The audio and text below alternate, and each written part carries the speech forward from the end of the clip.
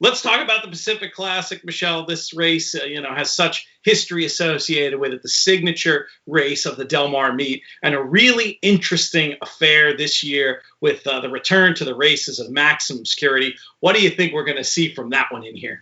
I mean, I think Maximum Security is going to win the Pacific Classic. I think he is the best horse. He loves the 1.25 miles. What Bob Baffert has done with him, he had a very different training pattern when he was with Jason Service. And instead of Bob just taking him and being like, you fit into my, square hole. I like my horses to work fast and doing this. Bob is really taking his time to kind of like show Max, this is what you're supposed to do. And I feel like you saw right before the San Diego, Max really starting to figure out, okay, this is my new job. This is how I can get my stuff ready. And he showed determination in the San Diego. I thought he ran really well there. And honestly, if you watch him work, he doesn't seem like he's a push button horse. And obviously Abel Cedillo had to take over riding duties that day. So I think that now that he has that race under his belt, he'll be able to move forward just from a figuring him out standpoint. If you go on XBTV, they have his gallops, they have most of his works. I recommend going back and watching them because you can see he needs kind of ridden along the whole way, just tapped and reminded. And his ears are up, so it's not that he's tired or anything. He's just kind of either really smart or maybe he's a little lazy or whatever he is. Maybe he's just so used to toying with other horses that he's like, no problem, I got this. But his last work going 7 furlongs, that's not a very typical Bob Baffert move to do it. And if you watch it, he was pretty keen early. He passes by his workmate, and then the rider's really going after him to get him to finish around that bottom turn and gallop out really big all the way down the backside. I mean, he, put in a full mile work there, but the horse didn't seem tired at all. So I actually liked it. And, two works back, that work is available. He had a huge gallop out that day. So I think this horse is going to be fit and ready. And Bob said he was only 80% in the San Diego. So to me, that means it's a positive, obviously, right? Anyone that likes midcourt, I think he's great at 9 furlongs. I don't think the 1.25 miles suits him. So really, if you're worried about, him hanging around at the end, I think that extra 1/8 of a mile would have made a huge difference in the San Diego. Yeah, everything you're saying is making sense. And I took the other side of a head-to-head against Kinchin in this race, and you're making me feel a little nervous about it.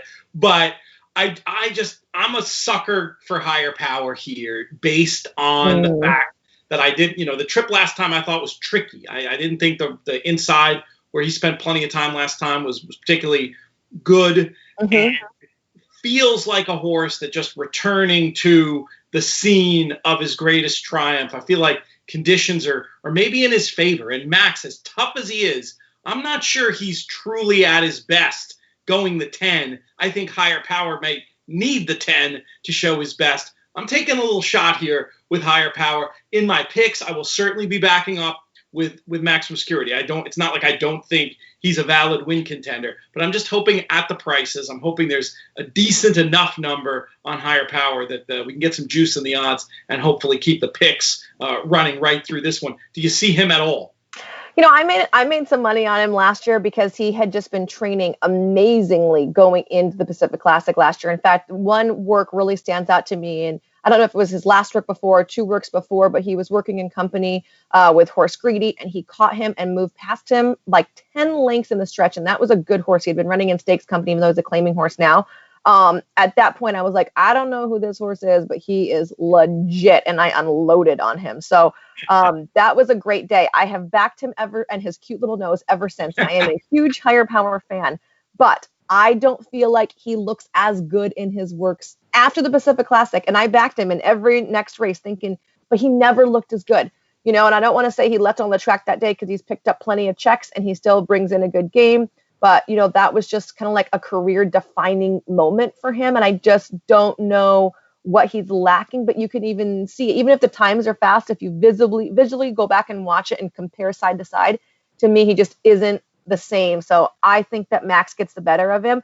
Don't get me wrong, though. If this horse looks like he is going to win, my head is going to be exploding for Costa Horonas, who, in my opinion, is one of the best people in this game, hands down. And again, the horse with the cute nose, you just want to kiss it. So you want him to win no matter what.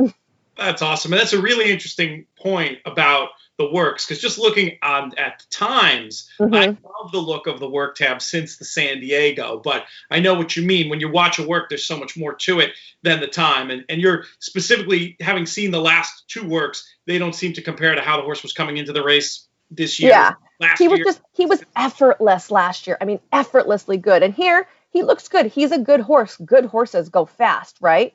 But it just wasn't as like, that was just a jaw-dropping work where you were like, this horse is just at the right spot at the right time.